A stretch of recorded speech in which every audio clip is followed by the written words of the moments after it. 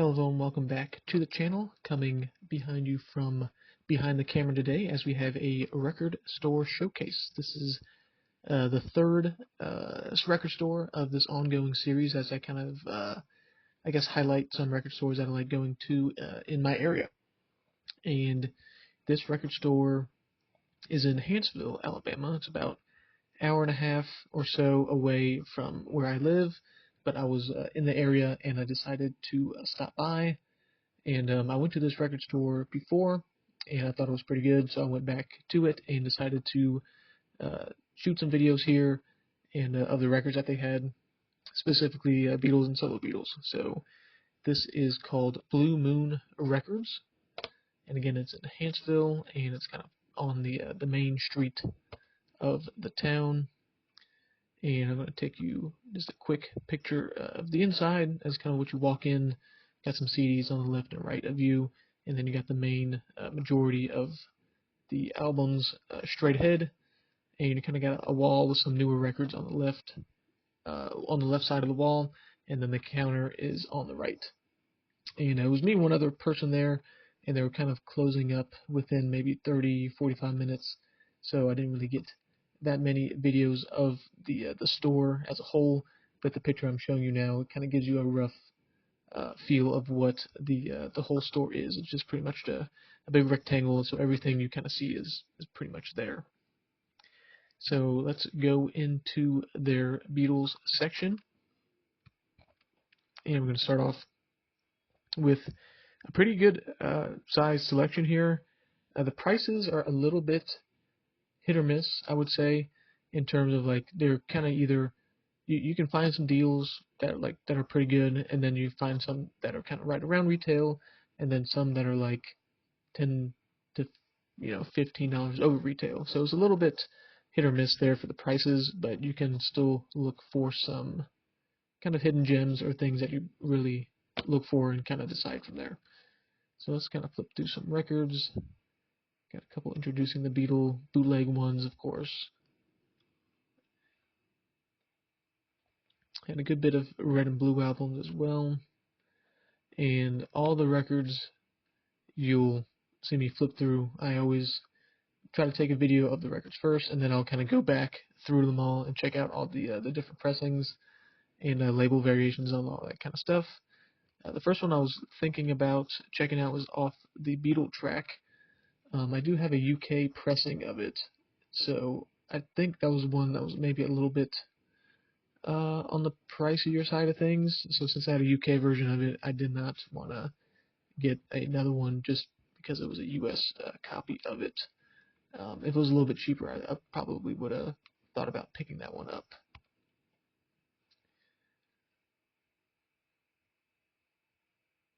And then the next interesting one after the Sgt. Pepper's is going to be well, there was a white album there. There was a couple white albums there, and one of the white albums was there from the first time I was visiting the record store, and that was maybe a little over a year ago. And I checked out one of the records, and it was a Mexican pressed Beatles white album, and I was pretty excited about that. I don't really see too many Mexican pressed records, if at all. But unfortunately, only record one was the Mexico press, and then record two was a standard U.S. press. So that was a little bit unfortunate. And I believe he said he tried to look for the other record, but he didn't have any luck. So that was unfortunate because that would be a pretty cool white album to have.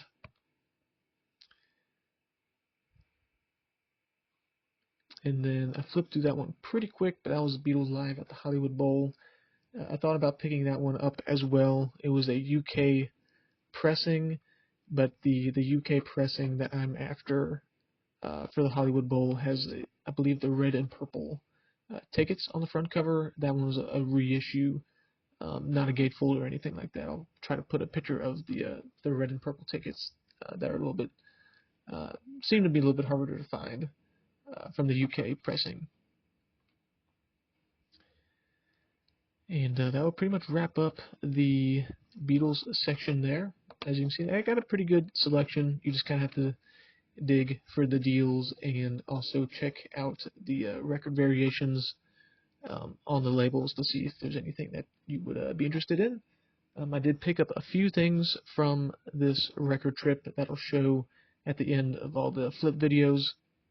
But next we're going to move on to Paul McCartney here. And just kind of a lot of classic Paul McCartney albums here. Nothing too crazy. And now we're going to move on to John. Same type deal. Just a lot of kind of classic John.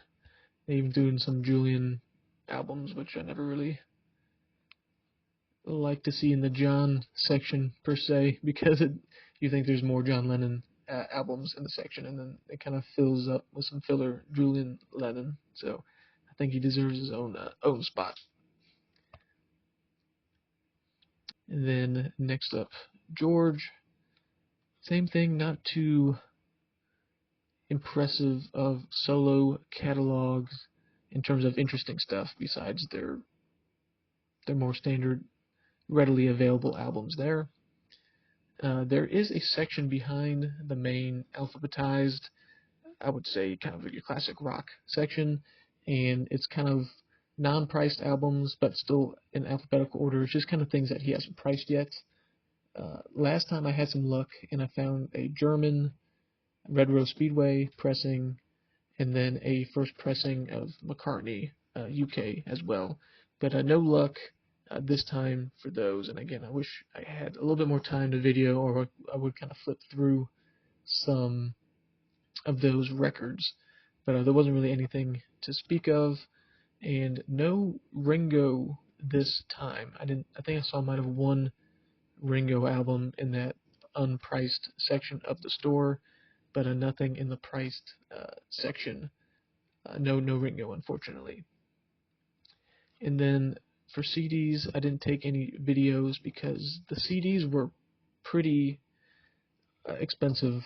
Unfortunately, there would have been a couple CDs I probably would have bought, but he just seemed to price all the CDs at the same price, and it was like $12.95 for every single CD, which is not quite what I'm looking for price-wise for CDs. Usually I'm looking for anything $5 and under.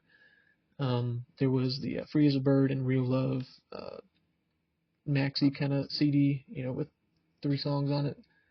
And I did not have those, and I was interested in them, but not for $12 to $15 a piece. So I just kind of took a picture of the CD section there, which he had a good bit. It's just too expensive for CDs. So that's kind of the quick record store showcase here.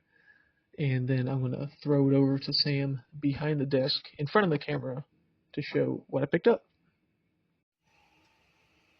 All right, now for the show and tell portion of the record store showcase, did end up picking a couple records up from the store.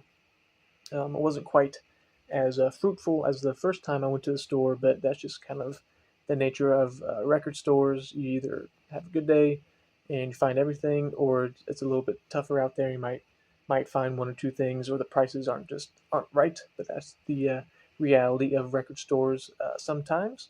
So not every record store showcase is going to be the top of the top, but that is record collecting. So from the Beatles pile, when I was mentioning that you had to check the labels, see kind of what you are looking for, I ended up finding a Let It Be here, not in too bad a shape as well.